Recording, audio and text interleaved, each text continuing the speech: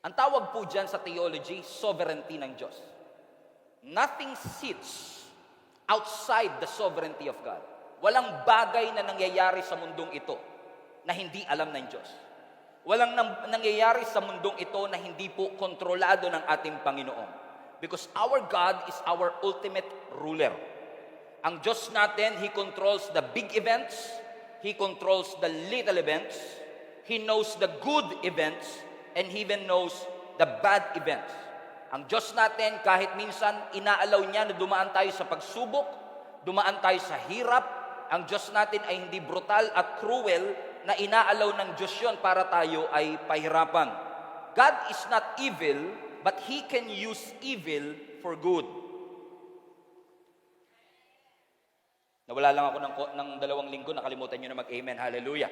In fact, yung nangyari kay Joseph sa Genesis, naalala na po ninyo yon?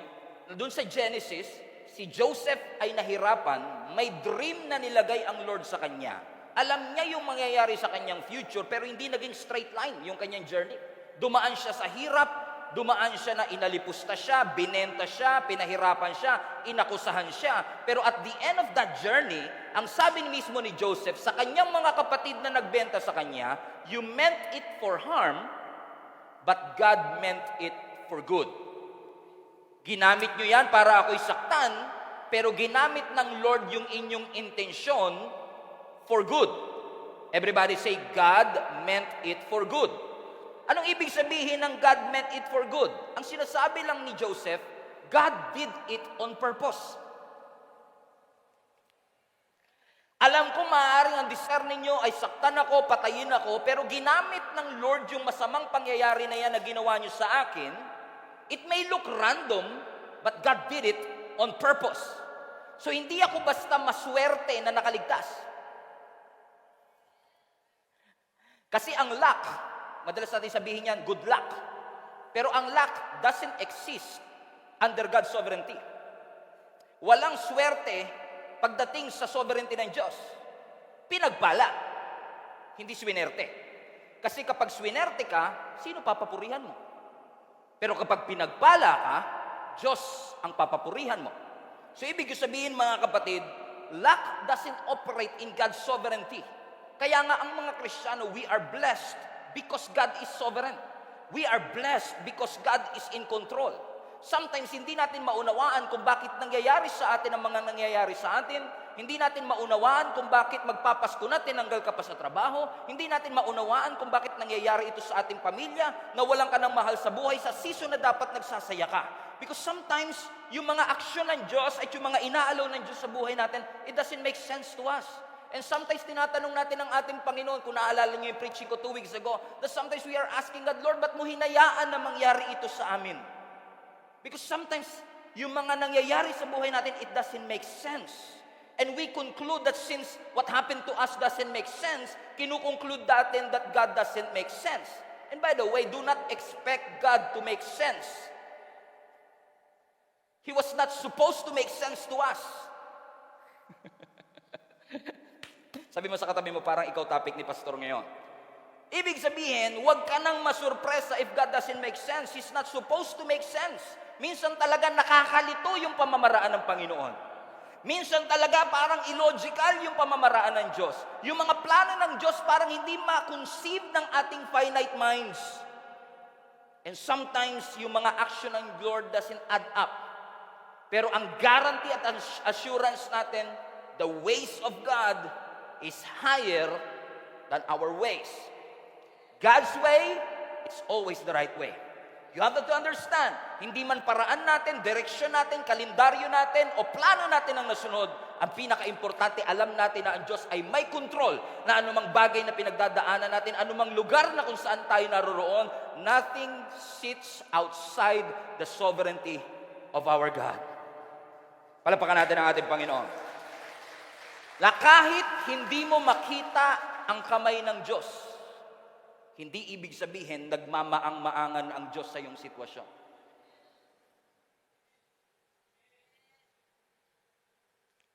Kung hahanapin mo lang, makikita mo. Minsan, yung pamamaraan ng Diyos parang sa physical eye, parang contrary o hindi yun yung magiging ending. Because sometimes, sa mga panahong naghihirap ka, hinahanap mo yung Diyos, hindi mo makita. Nangyayari ho ba yan? At kapag nag-e-expect kang magsasalita ang Diyos para i-explain niya yung sarili niya kung bakit ito nangyayari, hindi nagsasalita ang Diyos. In fact, pag may problema ka, mas madaldal pa si Satan kesa sa Diyos. True? Si Satan laging nagsasalita, iniwan ka na ng Diyos, kinalimutan ka na ng Diyos, walang Diyos. Ikaw naman, Lord, speak to me. Lord, cooperate please. Lord, urgent na to. Lord, emergency na to. Where are you? Where are you, God? Where are you? At kapag wala kang preconceived decision na magtiwala sa Panginoon kahit hindi mo siya makita, kahit hindi mo siya mahagilap, at parang hindi mo siya maramdaman, susuko ka. At iisipin mong kinalimutan ka na ng Diyos kasi hindi mo siya makita. Pero hindi porkit hindi mo siya nakikita, hindi gumagalaw ang Diyos. In fact, my advice to you is this. If you cannot see God, trust God even more. Trust God even more. Kapag hindi mo siya makita, mas lalo ka magtiwala kasi alam natin na ang Diyos ay may plano. Alam niyo ba na kahit ang Diyos may mga nililihim talaga sa ating intentional para maturuan tayo magtiwala sa Diyos. Lagi ko ito ina-example, no? Kapag kinakasal kayo, di ba nag-aaido kayo dun sa inyong mapapang-asawa? Sasabihin ng pastor o ng pare, do you accept Jenny to be your lawful wife? To have and to hold in sickness and in health until death do us part. And then the groom will say, I do. Alam mo, buti na lang, si Lord hindi sumisingit. Bago ka sumagot, sasabihin ng Lord, teka lang ha, bago ka mag-I do, for the next 5 years, ito pagdadaanan nyo. Pakita ko lang sa'yo, okay? Na yung mapapang-asawa mo, ganito yan. Na yung mapapang-asawa mo, tumutulo laway niyan, humihilik yan sa gabi ng kasinlakas ng truck, at ito ang mga pagdadaanan nyo, rurupok ang inyong relationship, matitest ang inyong finances, siguro hindi ka na mag-a-aido kagad. Kung buti na lang talagang sinasadya ng Lord na hindi ipaalam sa atin. Kasi gusto niyang magtiwala tayo sa bawat hakbang na meron tayo. That sometimes, sabi ng Deuteronomy 29:29, the secret things belong to our God. Na even our God has secrets. Minsan may mga wini-withhold siya sa atin. Hindi dahil may gusto siyang patunayan, hindi dahil gusto niyang tayo ay takutin, kundi may mga secrets ang Diyos na gusto niyang tayo mismo ang makatagpo kung paulit-ulit tayong magtitiwala sa Panginoon. So, I'm going somewhere, pero what I'm trying to say is this. Ang Diyos, hindi tayo kailangan para manatiling Diyos. Correct? Hindi kailangan ng Lord si David para patayin si Goliath. Pero nakipag-partner si Lord kay David para i-defeat si Goliath. So, God will never cease to be God kapag hindi ka sumamba sa Kanya. God will never cease to be God kapag hindi mo siya makita. God will still be God. Magtiwala ka man sa Kanya o hindi. Correct. So let me just tell you this, hindi ng Diyos kailangan ang tulong mo. Just in case. Na minsan sinasabi natin, Lord nagsimba ako. Baka naman. Lord, nagsimba ako sa first week ng December, so I expect something good to happen to me all throughout the week. Because ang expectation ng maraming tao, if you do good, God will do good to you. Kaya minsan it doesn't make sense kasi gumawa ka naman, nagsimba ka naman, doon ka pa nagka-problema. Kasi sometimes nalilito ka, nakukonfuse ka kasi iba yung pamamaraan ng ating Panginoon. Hindi kailangan ng Diyos ang tulong mo, pero iniimbitahan ka ng Diyos na makipag-partner sa Kanya para ma-execute at ma-enforce ang kalooban ng Panginoon dito sa mundong ito. So question, gusto mo bang maranasan ng victory? Gusto mo ba na magkaroon ng maayos na takbo ang iyong buhay, kapatid? Gusto mo bang matapos na yung buhay mo na lagi na lang discouraged at defeated? Gusto mo bang tanggalin na ng Lord at wasakin na ng Lord yung unproductive cycle, yung vicious cycle na tumali sa atin for many years? Makipag-partner ka sa Diyos.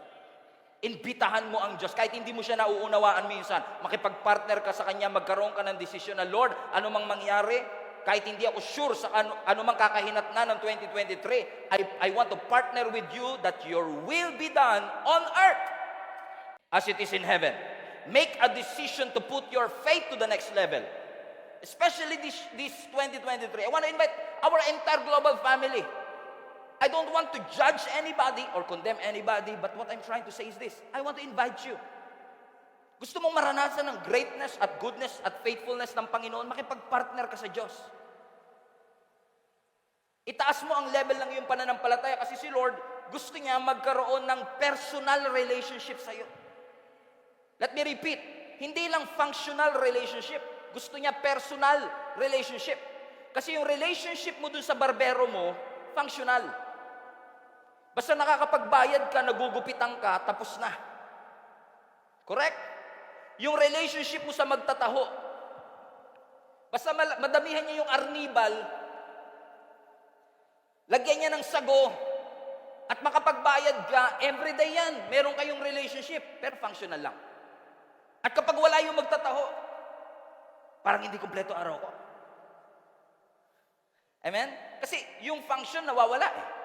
Pero ang Lord hindi niya gusto na magkaroon ka lang ng functional relationship na magsisimba ka every Sunday, uuwi, magpipray, mag-aantay ng sagot. Okay lang yun. Pero gusto ng Lord, personal relationship. Hindi niya lang gusto na magkaroon ka ng functional relationship, kundi mas maigting, mas malalim, mas close na relationship sa'yo. Do you understand? Even Jesus Christ. Si Jesus Christ, meron siyang 70 disciples, meron siyang 12 disciples, meron siyang 3 disciples. So palapit ng palapit, pa-close ng pa-close. So may mga alam si Peter, James, and John na hindi alam ng 12 disciples. May mga na-witness si Peter, James, and John na hindi na-witness ng 70 disciples. May mga Christians na nawi-witness ang galaw ng Diyos na hindi nawi-witness ng karamihan. Alam niyo kung bakit? Hindi lahat may personal relationship. Maraming may acquaintance relationship sa Diyos, pero walang deep, malalim na relationship. So, in this message, I want to invite you to have a deep relationship with God.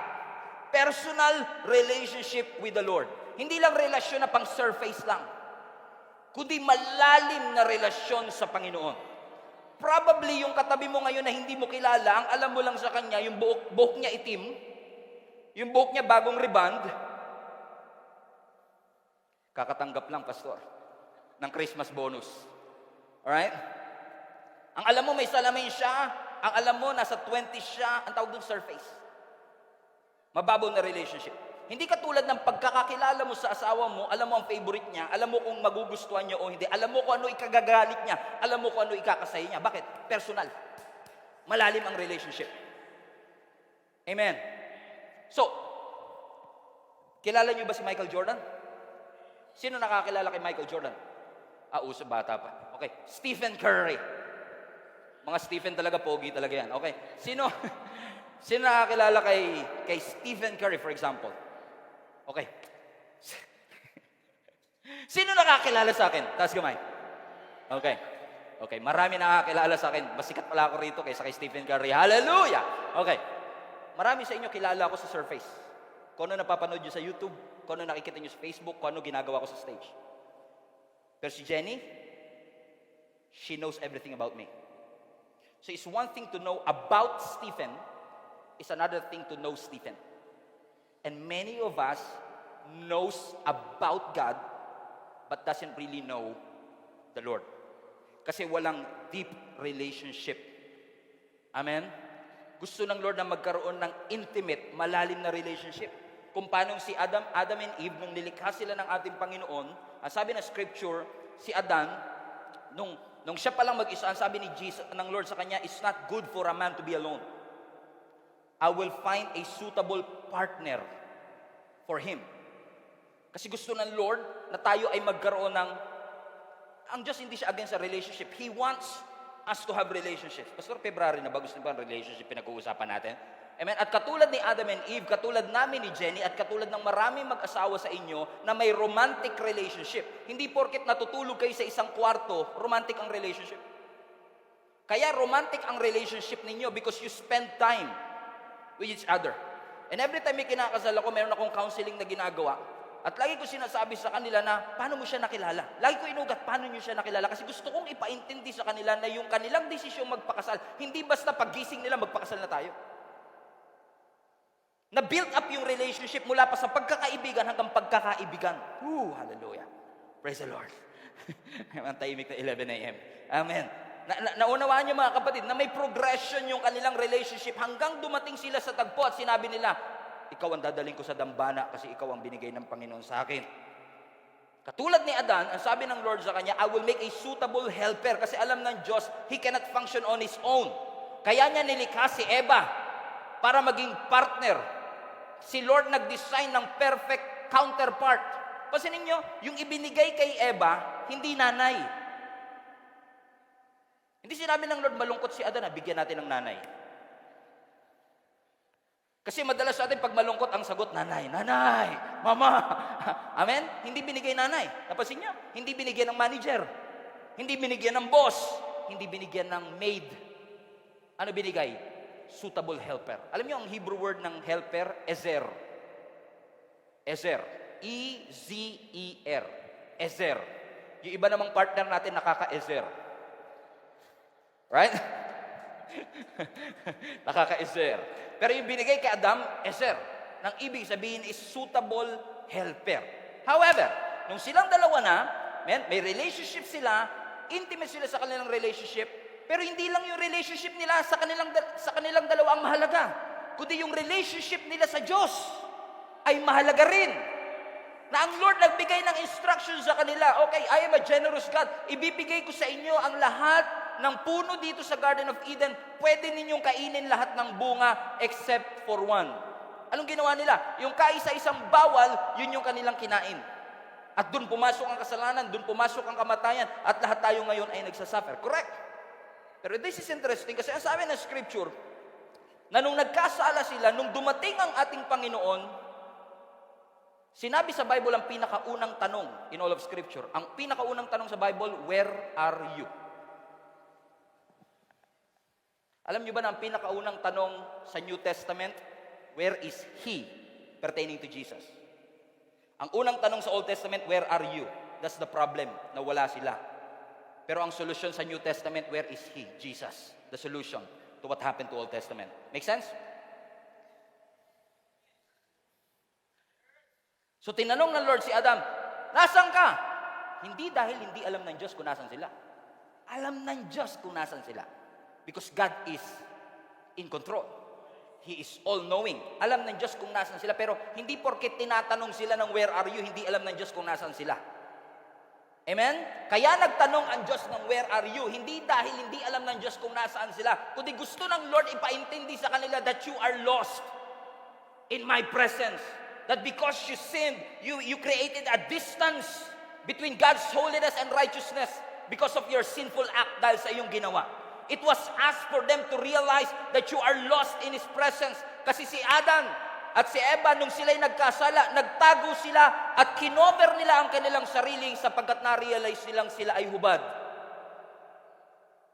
And by the way, let me just tell you this. Because of our sin, most Christians are trying to hide and cover their sin. But let me just tell you this. You cannot cover your sin and shame on your own. Because Jesus came 2,000 years ago, not just to cover your sin, but to wash your sin. That's why ang good news ay good news. That's why ang gospel ay good news. Hindi dahil ang Diyos nagbigay ng band-aid solution sa sinful humanity. Kaya good news ang gospel because when you accept Jesus as your Lord and Savior, you become a new creation. The old has gone and the new has come. Praise the Lord. Palapakan natin ang Panginoon. Ibig sabihin mga kapatid, kahit na anong na-achieve mo, kahit gaano kataas ang iyong pinag-aralan, kahit gaano karami ang pera sa bank account mo, kahit nakuha mo na yung bonus mo, kailangan mo pa rin si Jesus sa iyong buhay. Mas kailangan mo si Jesus kaysa sa internet. Mas kailangan mo si Jesus kaysa sa Facebook. You need Jesus.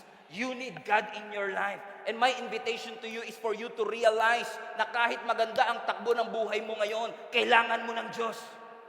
At kailangan mong mapalapit sa Panginoon. At kailangan mo mag-spend ng time para ang relationship mo sa Diyos ay mas lalong lumalim.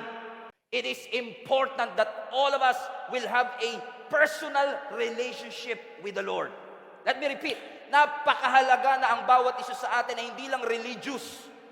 Kailangan meron kang personal relationship sa Diyos. Kailangan ng relationship mo kay Lord hindi lang functional na kapag nanalangin ka, sasagot siya. Gusto niya magkaroon ng deep personal relationship. He wants you to know Him deeper. Mas malalim. And just when I thought na malalim na pagkaunawa ko sa Panginoon, mas lalong ipinaalala ng Panginoon sa akin na hindi mo maiki-claim na kilala mo na talaga ang Diyos. Because marami akong kilala na dahil sa yaman nila, dahil sa achievements nila, dahil sa mga bagay na na-accomplish nila sa buhay, wala na silang panahon na hanapin ang Diyos. Mas gusto lang nilang hinahanap sila ng Diyos. Pero ayaw nilang hanapin ang Diyos. Alam mo ang tawag ng Bible sa mga tao na walang panahong maghanap sa Diyos? You'll be surprised. Ang tawag ng Diyos dyan, kayabangan. Psalms chapter 10 verse 4. In his pride, the wicked man does not seek him. In all his thoughts, there is no room for God.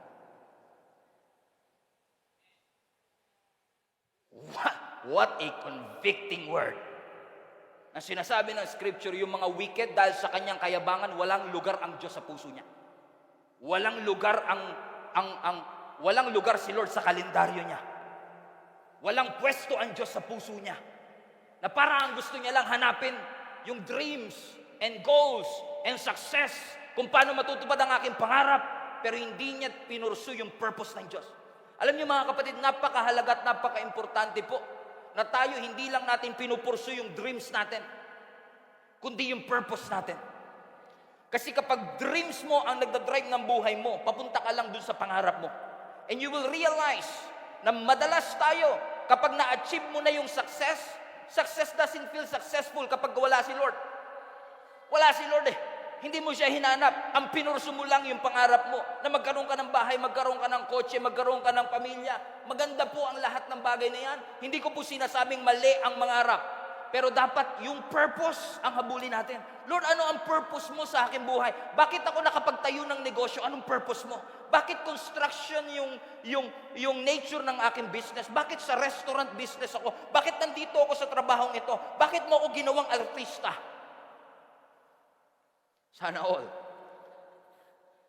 Ano ang purpose, Lord? Yun ang lagi mong tanungin eh. Lord, hindi aksidenteng nandito ako eh. Hindi aksidente na ako ay engineer at Kristiyano. Hindi aksidente yung maraming engineer, pero may mga engineer na Christian. Maraming architect, pero may mga architect na Christian. Hindi po aksidente na ikaw ay Kristiyano at nag-iisang Kristiyano sa iyong pamilya. May purpose ang Panginoon kung bakit ngayon inaalaw. Kung kaya't ako po ay naghihikayat sa bawat isa sa atin, na sana naman, ilagay natin sa prioridad yung magkaroon tayo ng personal na relationship sa ating Panginoon. Sino sa inyo naniniwala mga kapatid na ang priority natin napakahalaga? At yung sequence ng ating priority, napakahalaga. Sequence matters. The first must be the beginning. Kung ano yung dapat number one, yung dapat ang number one. Correct? Kasi kapag mali ang sequence, sira lahat. Kapag mali ang sequence, disaster. Pag nagbotones ka ng polo, mali ang unang botones, mali na lahat. So yung una, pinakamahalaga. Amen. In even God, even ang Diyos natin, He knows how to prioritize. Nung nilikha ng Diyos ang mundo, sa day 1, hindi unang nilikha. In case you don't know, sa day 1, hindi tao ang unang nilikha. Alam niyo po ba kung pang ilang araw tayo? Day 6. At pagkatapos ng day 6, nagpahinga ang Panginoon. Ibig sabihin, tayo yung pinaka-finale. Sabi mo sa katabi mo, pang-finale ka. Pang-ending ka eh. Amen? Pang-ending ka eh. Imagine niyo kung ang Diyos hindi marunong mag-priority. At inuna ka muna niyang nilikha bago oxygen. Kahit gaano ka kaganda at kahit gaano kamahal ang skincare mo, patay ka. Pag wala kang oxygen, correct? Buti na lang ang Diyos marunong mag-prioritize na alam ng Diyos wala pang bagay na makakapag-sustain sa'yo. Kaya inuna niya muna yung halaman, yung hayop, yung oxygen, yung lahat ng meron sa mundo. Ang sabi ng Lord, nung finish na lahat, ilagay mo na ang tao. May sequence. Imaginein mo kung ikaw yung inuna. Tapos nung nauna ka na, Lord, may nakalimutan kaya? May nakalimutan ka buyak? Ay, oo nga pala, sorry, wala pang oxygen. Isipin nyo kung gaano ka-disastrous kapag mali ang order of priority. Kung gaano ka-disastrous kapag inuuna mo yung dapat hindi mo inuuna. Kaya ang sabi ng Matthew 6:33, seek first His kingdom and His righteousness, and all, everybody say, and all these things will be given to you as well. Ang ganda nitong phrase na to, all these things. Sino sa inyo gusto nyo makuha yung all these things? Actually, pag tinignan mo ang Matthew 6, alam mo kung ano all these things? Damit, pagkain, basic need. Sino sa inyo gusto nyo magkaroon ng basic needs that all these things will be given to you? Correct? Pero ito ba yung nauna? Ito ba yung nauna sa verse? Balikan niya natin yung una. Matthew 6:33. But seek first. Ang ginagawa natin, yung all these things, nilalagay mo sa unahan. Tapos nilalagay mo yung seek first. Tapos nag-expect ka ng blessing. Parang gusto mo munang malikha ka bago oxygen. Inuuna mo yung karwahe bago kabayo. Yung iba dyan, alas stress pa.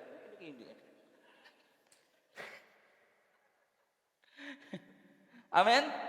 So, ibig sabihin, napakahalaga ng prioritization. Amen? And I'm not here to judge your priorities because if you don't know, your actions, mga kapatid, are the result of your priorities. At marami sa atin nagsasabi, Pastor, wala akong panahon sa Diyos. Pastor, masyado akong busy sa Panginoon. Pastor, masyado akong busy sa maraming bagay. Napapabayaan ko na yung pamilya ko, napapabayaan ko na yung trabaho ko. Marami tayong naririnig na ganyan dahilan.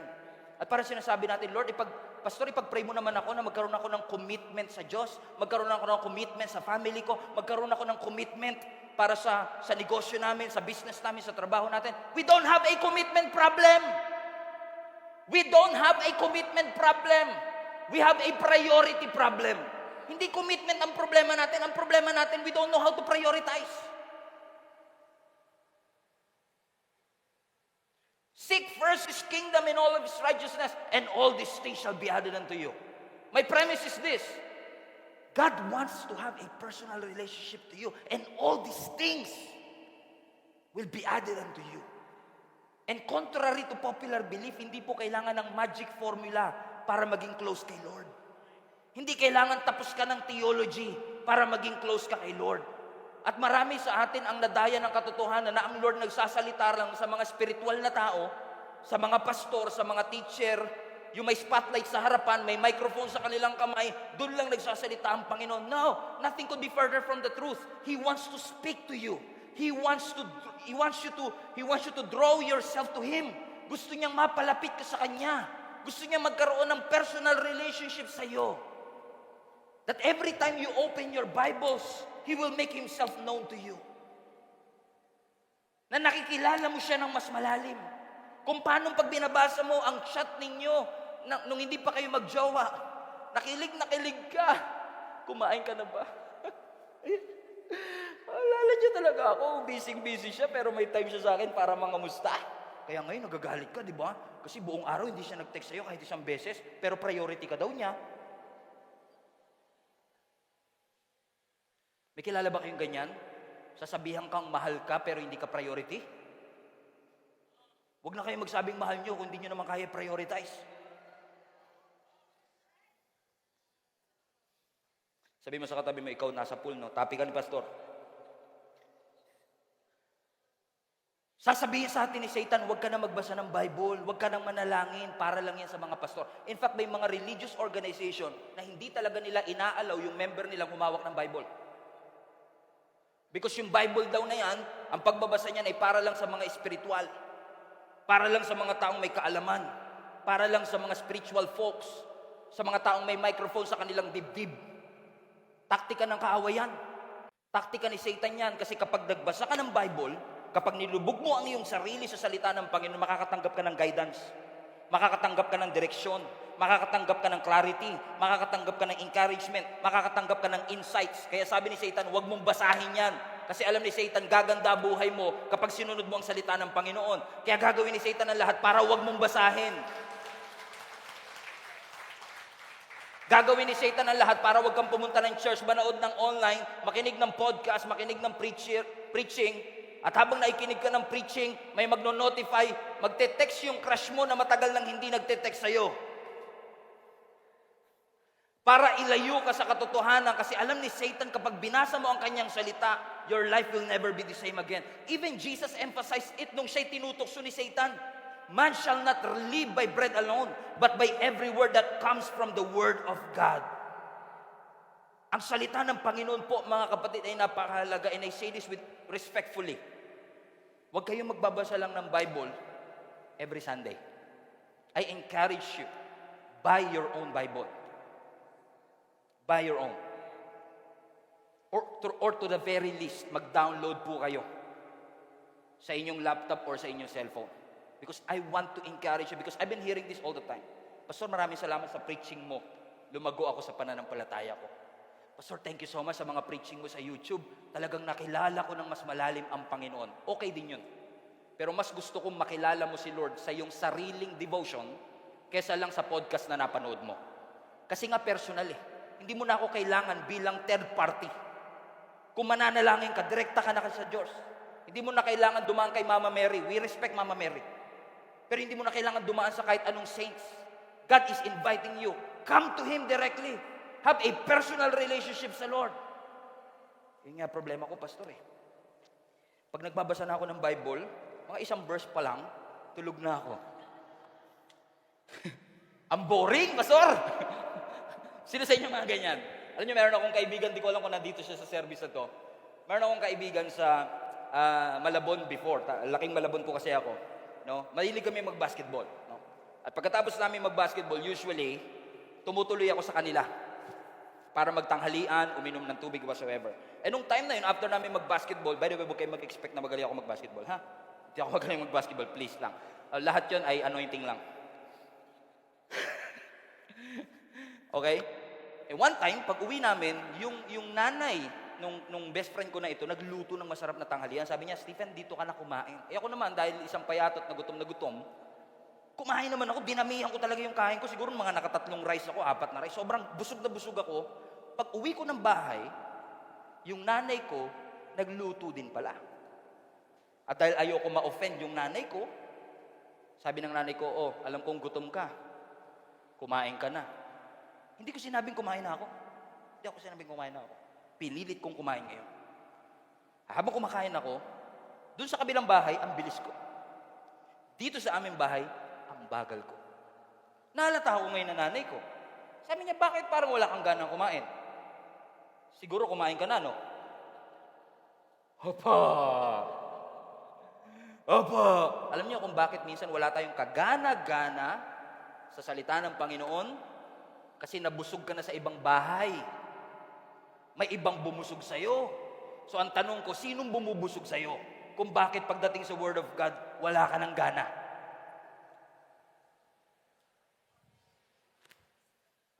Kailangan natin ng pagkain, kapatid. Amen? And maganda po na nakikinig tayo ng preaching, nakikita natin ang Word of God sa screen. Pero wag naman po kayong kakain once a week lang. Sino po sa inyo, kaya nyo makasurvive na ang kain lang ninyo? Pastor, yung diet ko kasi ngayon, OMAW. 1 meal a week. OMAW. Isang linggo, isang beses na ako kakain. Na-late pa, di ba? Kalahati lang, snack na lang. Konti lang yung nakain, ano? No, hindi natin yan, hindi po mali, ha? Hindi ko sinasabing mali. Sinasabi ko lang, dagdagan mo. Kung paano kapag ka sa bahay, kumakain ka 7 beses sa isang araw, sana ganun din tayo sa ating pagkain. May dessert pa, ganyan. Pagdating sa Word of God, wag nating katamaran ito, mga kapatid. Kasi kung paano yung katawan natin hindi kumakain, walang nourishment, ang spirito mo ganun din. Hindi porket mataba tayo physically, ay mataba ang ating spirito. Maraming malnourished na Christians. Amen? Pastor, grabe December na December Amen? And madalas may kilala nga po ako, mas madalas pa kumain yung ego kaysa sa spirit. Yun nga, Pastor. Pero, Pastor, nagbabasa ako araw-araw. Nagbabasa ako. Alam niyo po ba mga kapatid, na hindi porket nagbabasa ng Bible, reading the Bible doesn't guarantee transformation. Let me repeat. Reading the Bible doesn't guarantee transformation. Kasi kahit yung Pharisee nagbasa rin ng Bible. Mga researchers nagbabasa ng Bible. Atheist nagbabasa ng Bible. So it's not the reading. It's the seeking. Reading will bring information. Seeking will bring transformation. So don't just read. Seek God. Hanapin mo siya talaga. Hindi lang yung nagbasa ka, kundi hanapin mo kasi ang sabi ng scripture sa Matthew 7, seek and you will find. Hanapin mo yung katotohanan. Huwag ka lang magdepende sa preaching ni Pastor Stephen o sa preaching ng ibang tao. Ikaw mismo hanapin mo. Saliksikin mo. At hindi porkit nagbitaw tayo ng verse, hindi mo na i-check. Hanapin mo pa rin. I-double check mo. Tama nga kaya yung preaching. Nasa context nga kaya ito. Kasi ang sabi, seek and you will find. And napakarami pong tao ngayon, marami tayong tanong patungkol sa ating Panginoon. Marami tayong mga tanong na hindi natin masagot-sagot. Kasi puro nagbabasa tayo, pero we don't seek. Ang pangako ng Panginoon, the one who seeks will find. Lahat ng taong naghahanap ay makakatagpo. Katulad ng mga nanay natin, mga kapatid, di ba? Pagka naghahanap tayo, nasa na yung cellphone ko? Ano sasabihin ng nanay natin? Huwag kasi bibig ang ginagamit mo sa paghahanap. Gamitin mo ang iyong mata. Kailangan kasi maging intentional ka talaga sa paghahanap. Pag pumupunta ka ng grocery, pumupunta ka sa Divisoria, anong sasabihin ng mga sales lady? Sir, anong hanap mo? Sabi mo, away. Hanap ko away. Amen. Di ba? Di ba? Kasi alam nilang may hinahanap ka. Alam nilang nandun ka for a reason. Nag-window shopping ko pa. Nagiging intentional sila. Anong hanap mo? Anong hanap mo? Ano sabi ng scripture? Ask and it will be given to you. Seek and you will find. Seek and you will find. Hallelujah. Amo, minsan may lumapit sa akin. Dala-dala niya yung cellphone niya. Sabi niya sa akin, Pastor, nakita mo to yung comment na to patungkol sa'yo? Binasa ko yung comment. Video ng preaching ko na hindi Gia Kamanaba ang nag-upload. Merong nag-upload na iba. Apparently, yung video has 5 million views. Sabi niya, Pastor, nakita mo na tong comment na to? Nung tinitignan ko, may isa nag-comment doon. Ano ba naman yung suot ng pastor na yan? Pangtambay. Ganyan ba dapat ang bihis ng isang pastor? Now, yung video, 5 million views. So, hindi siya private. Public siya. Pero hindi ko siya alam. It's there. But I don't know it. Na kung mag-i-spend na ako ng 10 seconds to Google it, makikita ko. Ang Diyos parang ganun Public siya, hindi siya nagtatago. Pero hindi porkit hindi mo siya makita, nagtatago ang Diyos. Kailangan mo lang hanapin. And minsan, isa to sa mga mali ko, na gusto kong i-educate din kayo, na minsan, yung mga videos that we have on Facebook have thousands of comments. Pero minsan, ang nahahanap ko lang yung maling comment. And guilty ako dito. That every time na may mga videos tayo, there are thousands of comments. Scroll lang ako ng scroll kasi I'm trying to look for one bad comment. And without me realizing na hinahanap ko yung mali, na hindi ko makita yung mga tama. So, ibig sabihin, kung ano yung talagang i-intentionin mong hanapin, yun yung makikita mo. Kasi nandun naman yung good comments talaga. All along nandun yun. Hindi yung nagtago, hindi yung naka-private. Milyon na nga nakakita Libo-libo na nga nagkomento Pero hindi ko alam. Pero nung hinanap ko, ito only takes me 10 seconds. At katulad ng Panginoon, ang Diyos hindi nagtatago sa atin. So sa mga pagkakataong hindi mo siya makita, I say this respectfully, hinanap mo ba siya? Because the one who seeks will find. Napakarami pong magagandang videos, magagandang contents, inspirational, motivational, educational, pero bakit minsan yung nakikita pa rin natin sa Facebook yung mga garbage na content? Because if you will not be intentional about looking for great contents, you will never find it. As sasabihin mo, ito talagang Facebook at YouTube na to, wala nang naidulot na mabuti. Meron. Hindi lang yun yung hinahanap. Hindi porket lumabas sa feed, hindi porket nag-appear sa wall, yun na kagad. Sabi ng Psalms 34 verse 4, I sought the Lord. Everybody say sought. Sa present tense, I seek. Hinanap ko ang Panginoon and He answered me. He delivered me from all my fears. So friends, I want to encourage you.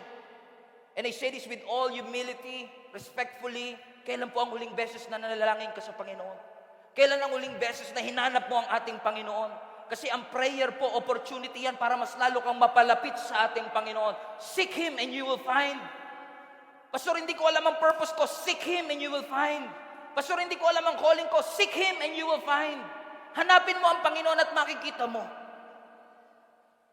Because every time you pray to the Lord, every time you worship the Lord, every time you come to the church, online or in person, opportunity yan para mas lalo kang mapalapit sa ating Panginoon. Unfortunately, for Christian circles nowadays, ang mga prayer natin masyado ng mechanical. Wala nang seeking. Katulad ng Matthew chapter 6, ang sabi ng ating Panginoon sa Matthew 6, di ba? When you pray, pray like this. Unfortunately, yung ibang intindi nila, ako ano yung nandun, our Father who art in heaven, ganun na ganun ang prayer. No, listen. When you pray, pray like this. Hindi sinabing pray in these words. Hindi sinabing ganun. Hindi sinabing pray in these words. Ang sinasabi ng Panginoon, pray in this manner. Hindi word for word, but pray in this manner. Ano daw? Our Father. Look at that. Our Father. Relationship agad eh. Hindi na sinabing ganito kayo manalangin, our boss. Hindi sinabing our president. Hindi sinabing ang our God eh. Sabi, our Father. Pray in this manner, our Father who art in heaven. It doesn't say pray in these words. Hindi sinabing this is what you pray. Sinabi, this is how you pray. Our Father who art in heaven, hallowed be thy name. Your kingdom come, your will be done. This is the manner of your prayer. Closer and closer. Relationship building. Mapalapit sa ating Panginoon. It's very important mga kapatid that when we pray, hindi tayo nakafocus sa method of praying. Because we want to have relationship sa ating Panginoon. Not even the methods of attending. Di baling nasa likod ako, di baling hindi ko narinig, basta nandun ako sa church, nilinis na ni Lord ang kasalanan ko. No, mga kapatid, surface relationship yan. Gusto ng Lord, lumalim ka sa iyong pananampalataya. Gusto ng Diyos na magkaroon ka ng relationship na malalim sa Panginoon, na ang iyong pagsisimba hindi mechanical, na ang iyong pananalangin ay hindi mechanical, na ang iyong pagbabasa ng Bible ay hindi mechanical. Pastor, nakagawian natin pag nananalangin, nakapikit. So dapat nakapikit. Paano pag nakadilat? Hindi na ba dinidinig ng Panginoon yun? Maganda ang posture, maganda na ginagalang natin ang Panginoon. Pero the very reason na nakikita ko kung bakit lang tayo pumipikit talaga in the first place is for us to eliminate all the distractions. We close our eyes in the natural and God will open our eyes to the supernatural. That's it. That's it. But beyond that, wala na. So when you pray na nakadilat ang mata o nakaklose ang mata, it doesn't matter as long as you are doing that because you want to rebuild your relationship to the Lord. Amen? Naniniwala po ba kayo sa power ng prayer? Pakitaas po kamay lahat ng naniniwala sa power ng prayer. Pakisigaw ng malakas, do you believe in the power of prayer? Ba't di ka nananalangin? Ang pinaka-obvious na senyales na hindi ka naniniwalang nag-work ang prayer kapag hindi ka nananalangin. Kasi kung naniniwala ka talaga that prayer works, dapat ipipray ka. Kasi you believe it works. So I want to encourage you mga kapatid to pray to the Lord. Invest in Him. Na talaga manalangin ka sa Panginoon. And I believe the reason why many of us are powerless is simply because we are prayerless. God wants you to seek Him. Naniniwala po ba kayo sa ating Panginoon? Naniniwala ba tayo sa Diyos na buhay? Amen. Why are you not seeking Him? You still believe in a once-a-month Christianity. Why do you settle for Christianity light? I was talking to, last night I was talking to a newscaster slash host. Medyo famous tong taong ito. Sabi niya sa akin, Pastor, please pray for me. Kasi sabi niya, yung team ko, yung mga staff ko, tingin ko parang hindi sila ganun ka-dedicated sa kanilang mga trabaho. Sa kanyang exact word, sabi niya, parang feeling ko, ginagawa lang nila akong sideline at racket sa kanilang trabaho. Offended siya. Kasi that person is expecting complete dedication, pero yung binibigay ng kanyang staff, tira-tira lang. Yung binibigay nila, ginagawa siyang racket o sideline. And while I was reading that, sabi ko, hindi nga kaya ang Panginoon, ganito natin minsan itrato? Now we say we are committed to Him, that we say we love Him, pero ang binibigay lang natin, excess, sobra, na ginagawa mo lang siyang sideline once a week para masabing nagsimba ka, na ginagawa lang natin siyang racket, na ginagawa lang natin siyang takbuhan kapag kailangan natin, pero kapag marami tayo, nakakalimutan na natin ang Panginoon. I want to encourage you mga kapatid. I'm not saying this para i-beat kayo, para i-judge kayo, or i-condemn kayo. I'm just reminding you, iniimbitahan ka ni Lord, lumapit ka. Lapit. Amen. Huwag ka lang mag-expect na yung preaching every Sunday, that will sustain you for the rest of your life. Why do you settle for Christianity light? Why do you serve out of your excess? Unfortunately for some, they serve out of their excess and they call it sacrifice. That's not sacrifice. Sacrifice will cost you something. Worship will cost you something. When was the last time you come to God and say, Lord, speak? Magsalita ka, Panginoon. I want to listen. Sabi ng Bible, be still and know that I am God. Kasi para sa mga Christians, when we seek God, it is a privilege. When we seek God, it is a responsibility. So seek God with all your heart. Jeremiah 29, verse 11 to 13. Some of you are familiar with Jeremiah 29:11. Pero if you read the whole context hanggang verse 13, you will see something. Sabi ng verse 11, Jeremiah 29, for I know the plans I have for you, declares the Lord. Plans to prosper you, not to harm you. Plans to give you hope and a bright future. Do you want that? Yes. Next verse. Then you will call on me and come and pray to me, and I will listen to you. 13.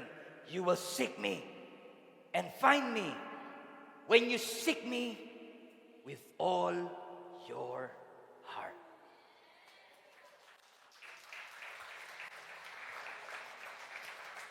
Gusto mo siya makita? Huwag mo lang siya basta hanapin. Seek Him with all your heart.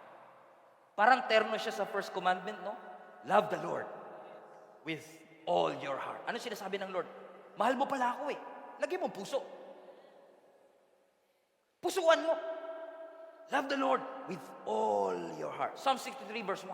Oh my God, you are my God. Early will I seek you. My soul thirsts for you. My flesh longs for you in a dry and weary land where there is no water. Everybody say, let's go back to that again. Verse 1. Oh God, you are my God. Early will I seek. Alam niyo po ba, ang Hebrew word ng seek dito is to aggressively pursue. Oh God, you are my God. I will pursue you. Because blessed, pinagpala, ang mga tao na naghahanap sa Panginoon with all their heart. You are blessed when you seek God with all your heart. Those who diligently seek the Lord, ang pangako ng Lord, you will find Him. Ano mang tanong na meron sa iyong isipan, ano mang bumabagabag sa iyong puso, kapag hinanap mo ang Panginoon, matatagpuan mo siya. At kapag natagpuan mo siya, matatagpuan mo ang sagot. Lahat ng naghahanap sa Panginoon ay hindi pagkukulangin ng Diyos. Sabi ng Bible yan. Sabi ng Bible yan. Kapag hinanap mo ang Diyos, hindi ka pagkukulangin ng ating Panginoon. So guys, friends, family, global fam, huwag nating gawing secondary ang spiritual growth. Make it a priority in your life. Make it a priority in your life. At kapag priority mo, nasa kalendaryo mo yan. Kapag priority mo, nasa schedule mo yan. Amen? Huwag ka lang basta maghanap ng free time. Ay, free ako sa Sunday, magsisimba ako. No. I-prioritize mo. Ilagay mo na kagad sa kalendaryo ng 2023. Lahat ng 52 Sundays na yan, magsisimba ako. Wala na game na. It's too much, Pastor. Amen? Amen? I commit myself. Pwede ko nagsasabi, okay, I commit myself to read the entire Bible in 1 year. Lagay mo sa priority. Hindi, magbabasa ako ng Bible kapag may time ako. Mananalangin ako kapag may time ako. That's one way to do it. May maraming gumagawa niyan. Pero I'm inviting you into a new process of putting God a priority. Whatever happens, I am going to prioritize my spiritual growth. And that it will be my decision. Amen? Na ilalagay ko si Lord na number 1 sa aking buhay. I will prioritize my relationship with the Lord. Kaya nga dito sa church, no, every time I stood here, every after I preach, naririnig niyo ako lagi, if you have time, mag-join kayo sa Lingkap Group. Every Sunday yan. Every after service, even our online, sinasabi ko, mag-join kayo sa Connect Experience na ginagawa natin via Zoom after the service. Why am I saying that? May mawawala ba sa akin pag hindi kayo nag-groups? Sa totoo lang, wala pa. Pero magkakaroon ka kapag sumali ka nito. And I guarantee you, kapatid, when you invest in your spiritual growth, you will see changes happening in your life. Mag-invest ka, kapatid. Mag-invest ka ng panahon, ng oras. We have this growth track na ginagawa natin every Sunday. Paglaanan mo ng panahon, mag-i-start uli yan ng January. Every Sunday yan. Amen. Kung nagtatanong ka, Pastor, I've been attending the church for quite some time. Hindi ko alam kung ano ang next step sa aking buhay. The next step is to join the Lingkap Group. The next step is to enroll to our growth track training. At kapag ginawa mo yan, mga kapatid, hindi ko sinasabing kapag ginawa mo yan, mababayaran ng utang mo. Pero ang sinasabi ko lang, kapag ginawa mo yan, mas lalo kang mapapalapit sa Panginoon, na kahit hindi pa bayad yung utang mo, magkakaroon ka ng perspective. God will provide. God will restore. God will provide. He is my Jehovah Jireh. He is my Jehovah Rapha. Amen? Amen? Lagi nating unahin ang ating Panginoon.